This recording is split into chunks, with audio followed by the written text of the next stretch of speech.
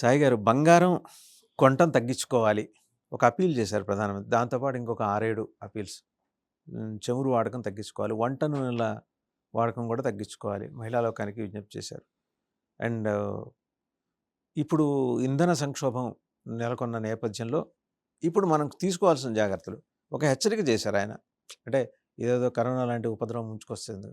ముంచుకొచ్చినాక సరే మనం సర్వైవ్ కావటానికి ఉన్న అవకాశాలు గురించి ఆయన చెప్తూ విదేశీ మారక నిల్వలు తగ్గిపోకుండా ఉండాలంటే ఇవన్నీ మనం చేయాలన్నారు. సరే ఆయన చెప్తే ఎంబడే చేశారు కదా, నువ్వేం చేస్తున్నావు అంటారు కదా ఎంబడే. అందుకని ఆయన ఏం చేశారంటే ఆయన కాన్వాయ్లు సగం తగ్గించుకున్నారు. ఇప్పుడు దేశవ్యాప్తంగా ఉన్న పటాటోప ప్రదర్శన చేసే నాయకులు, వివిధ రాష్ట్రాల సీఎంలు దేవుడా అంటూ తగ్గించుకోవాల్సిన పరిస్థితి క్రియేట్ చేశారు. ఇది వర్కౌట్ అవుతుందా? అందుకే మీరు ఇందాక చెప్పింది కరెక్ట్. యాక్చువల్లీ వీళ్ళు చెబితే వినరు, చేస్తే పాటిస్తారు. ఎవరైనా సరే అంతే. న్యాచురల్గా చెబితే ఉండేదానికి చేసి చూపిస్తే వచ్చే ఇంపాక్ట్కి చాలా డిఫరెన్స్ ఉంటుంది. అందుకే నాయకుడిని గురించి leader who knows the way goes the way shows the way అంటారు. నాయకుడు అనేవాడికి వెళ్ళే మార్గం తెలిసి ఉండాలి, ఆ మార్గంలో తాను నడుస్తూ ఉండాలి లేదా నడిచి ఉండాలి. తర్వాత దశ ఏంటంటే వాళ్ళని నడిపించాలి, నెక్స్ట్ వచ్చే వాళ్ళని నడిపించాలి, వాళ్ళకు మార్గాన్ని చూపించాలి. సో మనం నడవకుండా ఇంకోటి మీరు అలా వెళ్ళండి ఇలా వెళ్ళండి అంటే కుదరదు. సో లీడర్ అనేవాడు ఫస్ట్ తాను ఇంప్లిమెంట్ చేస్తే అది ఇంకొకటికి ఎగ్జాంపుల్గా ఉంటుంది అనేది నరేంద్ర మోదీ చేసి చూపించారు అనేక సందర్భాలు. ఇట్ ఈస్ నాట్ జస్ట్ ఇప్పుడు మాత్రమే కాదు, ఇంతకు ముందు కూడా. ఇప్పుడు ఫర్ ఎగ్జాంపుల్ స్వచ్ఛ భారత్ అని మనం మాట్లాడతాం. నరేంద్ర మోదీ గారు అనేక వేదికల మీద ఆయన ఎక్కడ ఏదైనా ఒకటి ఓపెన్ చేయమన్నప్పుడు ఏదైనా కవర్ని తీసి కింద పడేయారు, ఎవరికి పక్కనోడికే ఇవ్వడు. ఒక్కోసారి ఆ పేపర్లను కూడా తీసి జేబులో పెట్టుకుంటారు, తర్వాత ఎప్పుడో పడేసేలాగా. అట్లాంటి విజువల్స్ చాలా ఉంటాయి. మనం విజువల్స్ చూస్తే ఇంటర్నెట్లో వాటిలో చూస్తే ఆయన ఎప్పుడు చెత్తను పడేసినవో ఇంకోటో కనిపించవు. సో ఆయన చేసి చూపిస్తారు కాబట్టి స్వచ్ఛ భారత్ అని చెప్తే సరిపోదు. స్వచ్ఛ భారత్ మనం మెయింటైన్ చేయాలి, ఇది మన బాధ్యత అనుకున్నప్పుడు దేశం మారుతుంది. సో మన బాధ్యత అని అనిపించే విధంగా ఆయన చర్యల్లో చూపించాలని అనేక సందర్భాల్లో అనుకున్నారు. ఇప్పుడు కూడా మొన్న హైదరాబాద్లో ఆయన మాట్లాడారు. వెంటనే నెక్స్ట్ డేనే ఆయన నిర్ణయం తీసేసుకున్నారు. ఆ హైదరాబాద్లో ఏం చెప్పారు ఆయన, మీరు ఎవరైనా సరే మీరు ఫ్యూయల్ కన్జంప్షన్ తగ్గించండి, ఇప్పుడున్న పరిస్థితుల్లో మీరు ఇంధనాన్ని కొంచెం చాలా పరిమితంగా ఖర్చు చేసే ప్రయత్నం చేయండి అని చెప్పారు. వర్క్ ఫ్రమ్ హోమ్ చేయండి వీలైతే, అండ్ కార్ పూలింగ్ యూజ్ చేయండి, పబ్లిక్ ట్రాన్స్పోర్టేషన్ యూజ్ చేయండి, ఇట్లాంటివన్నీ మనం మాట్లాడుతున్నాం. మరి మోదీ గారు ఏం చేస్తున్నారు అని అడుగుతారు. వెంటనే ఆయన ఏం చేశారు, ఆయన కాన్వాయ్లో 50% కట్ చేశారు. మామూలుగా ఎక్కువ వెహికల్స్ ఉంటాయి, ఆ వెహికల్స్లో హాఫ్ కట్ చేసినట్టుగా తెలుస్తోంది. అండ్ అంతేకాదు ఆయన సహచర మంత్రులు వాళ్ళందరికీ కూడా ఇండికేట్ చేశారు.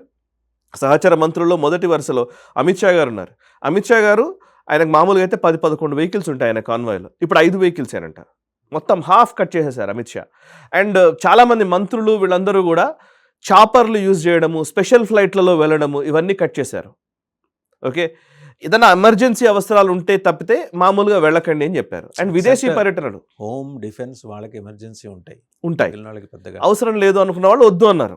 దాన్ని క్లియర్ చేసుకున్నారు. అండ్ ఇది మాత్రమే కాదు, ముఖ్యమంత్రులు చాలామంది అన్ని రాష్ట్రాల్లో ముఖ్యమంత్రులు యూపీ మధ్యప్రదేశ్, రాజస్థాన్, మహారాష్ట్ర, బీహార్, ఢిల్లీ, వీళ్ళ ముఖ్యమంత్రులు అందరూ నిర్ణయాలు తీసుకున్నారు. అందులో మొదటి వరుసలో మళ్ళీ మహారాష్ట్ర ముఖ్యమంత్రి దేవేంద్ర ఫడ్నవీస్ ఉన్నారు. దేవేంద్ర ఫడ్నవీస్ అయితే ఆయన మంత్రులు ఎవరైనా ఎయిర్ క్రాఫ్ట్స్లో లేకపోతే ఈ స్పెషల్ ఫ్లైట్లలోనో లేకపోతే చాపర్లలోనో హెలికాప్టర్లలోనో పోయేది ఉంటే ముఖ్యమంత్రి కార్యాలయం పర్మిషన్ తీసుకుని వెళ్ళాలి, మీరు వెళ్ళడానికి వీల్లేదని చెప్పారంట. అండ్ ఇంకోటి ఏంటంటే ముఖ్యమంత్రి కార్యాలయం కూడా ఎమర్జెన్సీకి మాత్రమే పర్మిషన్ ఇస్తుంది, వేరే అన్నిటికీ ఇవ్వవు. మీరు ఏదైనా వెళ్ళాలనుకుంటే కొన్ని టూర్స్ క్యాన్సిల్ చేసుకోండి, పర్వాలేదు, ఏదో ఫ్రీగా వెళ్ళి రావాలి కదా అని అనుకోవద్దు అనేది ఆయన క్లియర్గా చెప్పారు. అండ్ చాలా వరకు మంత్రులందరూ కూడా వాళ్ళ కాన్వాయ్స్ అన్నింటినీ కట్ చేసుకున్నారు, కాన్వాయ్స్ చాలా వరకు తగ్గించుకున్నారు. ఇంకా స్పెషల్ ఫ్లైట్స్లో పోయే వాళ్ళు ఆపుకున్నారు. మంత్రులు అయితే కొంతమంది, సాంస్కృతిక శాఖ మంత్రి అక్కడ ఉన్నటువంటి ఆయన ఎవరు ఆశీష్ షెల్లారట, ఆయన స్టేట్మెంట్ ఇచ్చారు. ఆయన ఏంటంటే కేన్స్ ఫిల్మ్ ఫెస్టివల్కి వెళ్ళాల్సింది ఉండి, పర్వాలేదు నేను వెళ్ళాలని చెప్పేసి ఆయన క్యాన్సిల్ చేసుకున్నారు. అండ్ మహారాష్ట్రలోనే 22 మంది ఎమ్మెల్యేలు జపాన్కి ఒక స్టడీ టూర్ మీద వెళ్ళాలంట, దాన్ని పోస్ట్పోన్ చేశారు. సో ఇది మహారాష్ట్రలో.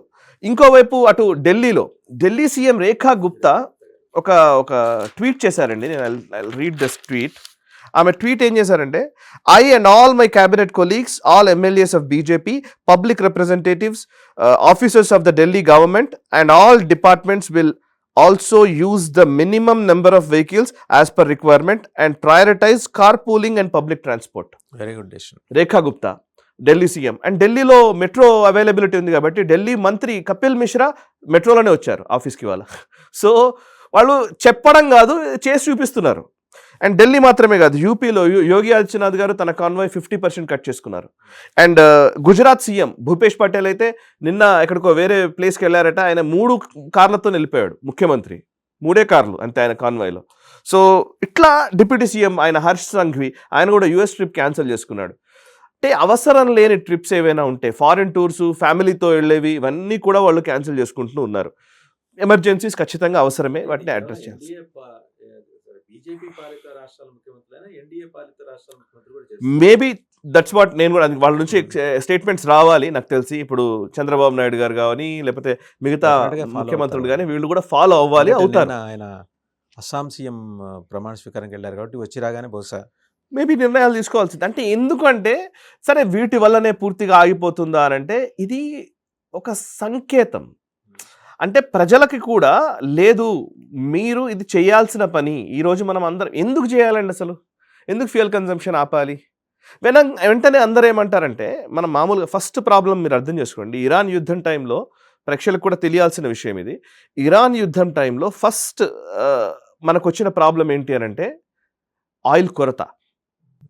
ఆయిల్ కొరత మొదటి సమస్య. కొరత మనం అధిగమించగలిగాం ఎట్లో అట్లా. ఏంటి, గల్ఫ్ నుంచి వచ్చేటువంటి ఆయిల్ మనకు ఎక్కువ ఉంటే ఆయిల్కి ప్రత్యామ్నాయంగా రష్యా నుంచో వెనజులా నుంచో ఇంకో దేశం నుంచో తీసుకుంటున్నాం. అండ్ ఈవెన్ యూఏ నుంచి ఏదో పైప్ లైన్ ద్వారానో ఏదో ఒక రూపంలో మనం తెచ్చుకుంటాం. ఇక్కడ కొరత అనేది ఒక సమస్య. కొరతను అధిగమించడానికి భారత ప్రభుత్వం ప్రయత్నాలు చేస్తుంది, తీసుకొచ్చుకుంటుంది. కానీ ధర అనేది రెండో సమస్య.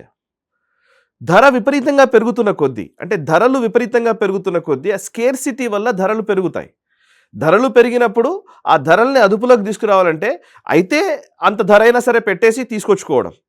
మన సంపన్న దేశం అంటే మరి విపరీతమైన సంపన్న దేశం ఏం కాదు. అండ్ మిగతా దేశాల్లో అయితే రేట్లు పెంచారు. ఇప్పుడు యూరోప్లో రేట్లు పెరిగాయి, జపాన్లో రేట్లు పెరిగాయి, చైనాలో రేట్లు పెరిగాయి. అన్ని దేశాల్లో ఫ్యూయల్ ప్రైజెస్ పెరిగాయి. అమెరికాలో పెరిగాయి ఫ్యూయల్ ప్రైజెస్.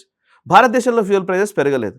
ఇప్పుడు పెంచే అవకాశం కనబడుతుంది. ఒక 4 to 5 రూపీస్ వరకు పెరిగే అవకాశం కనబడుతుంది. దీంతో పాటు ఉన్న ఇంకో పాయింట్ ఏంటంటే simple logic, demand versus supply. మనం పదే మార్కెట్ సూత్రం అదే, అంతకుమించి ఏం లేదు.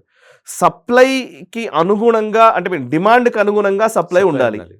సప్లై లేనప్పుడు డిమాండ్ పెరుగుతుంది, డిమాండ్ పెరిగినప్పుడు ధర పెరుగుతుంది ఆటోమేటిక్గా. ఇప్పుడు మన పరిస్థితి అదే. సప్లై అనేది తగ్గిన నేపథ్యంలో ధర పెరుగుతున్నటువంటి సమయంలో మనం ఉన్నాం. ఈ ధర పెరిగినా కూడా పోనీ మన భారత రూపాయల్లోనే ఈ వాణిజ్యం జరుగుతుందా అంటే రూపాయల్లో జరగట్లే, డాలర్లో జరుగుతుంది. సో డాలర్ కరెన్సీ మీద మనం డిపెండ్ అయినాం.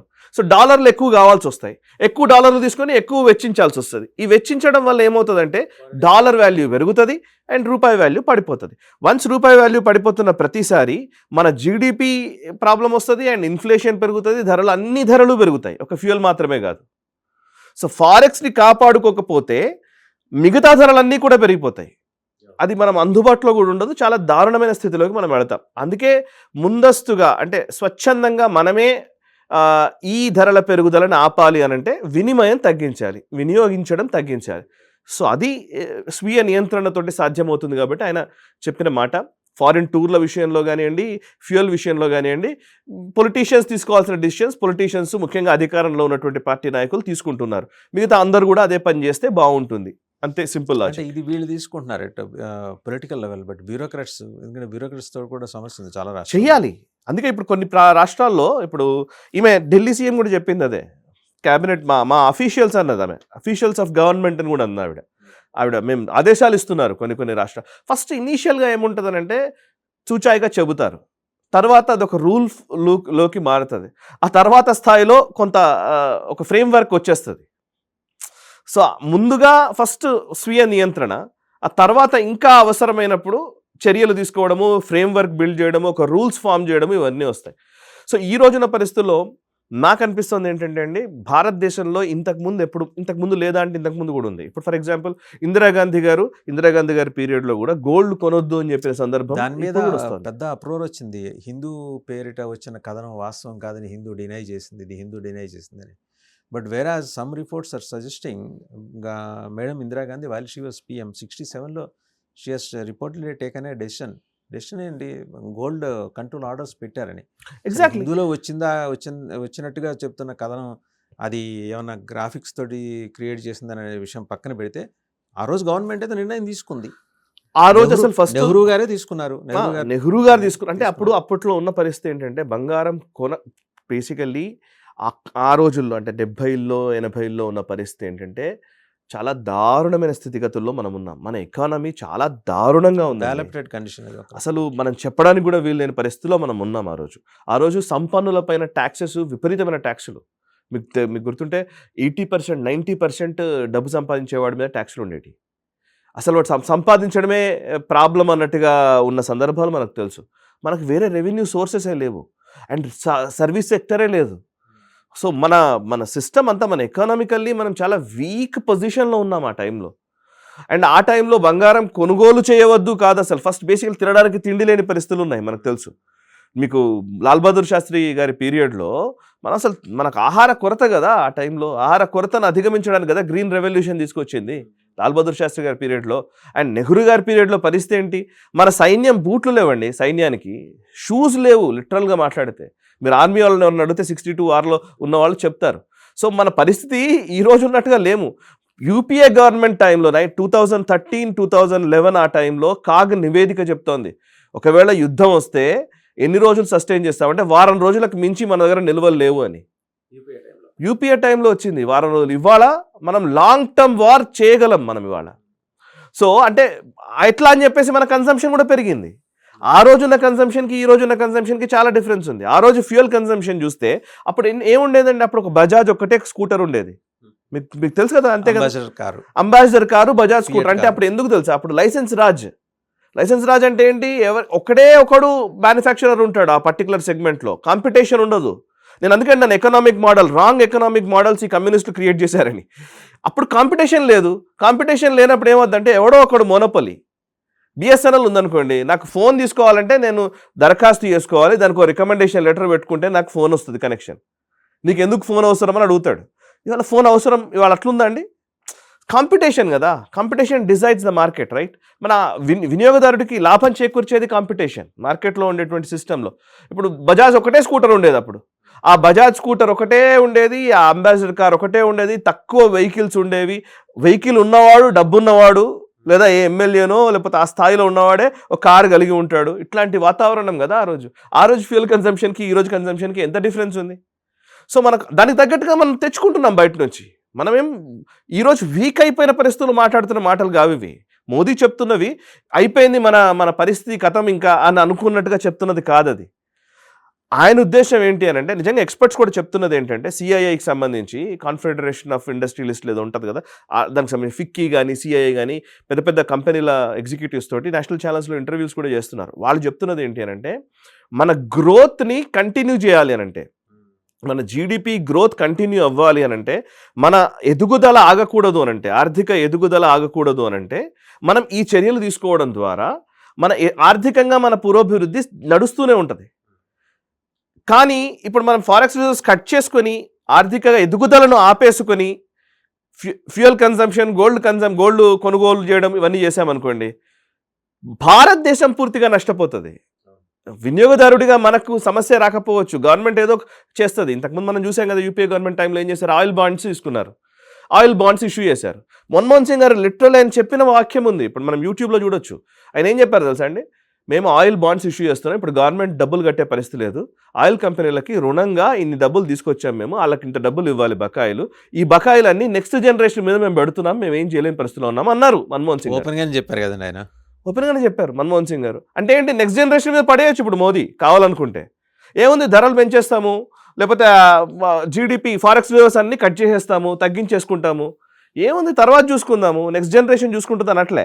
నెక్స్ట్ జనరేషన్ కూడా బీజేపీ రూల్లో ఉంటుంది అనుకుంటున్నారు కాబట్టి ఇప్పుడు ఈ నిర్ణయాలు తీసుకుంటున్నారు. సో ఇది ఎవ్రీబడీస్ రోల్ ఇందులో ఉంది. Right, thank you Sagar.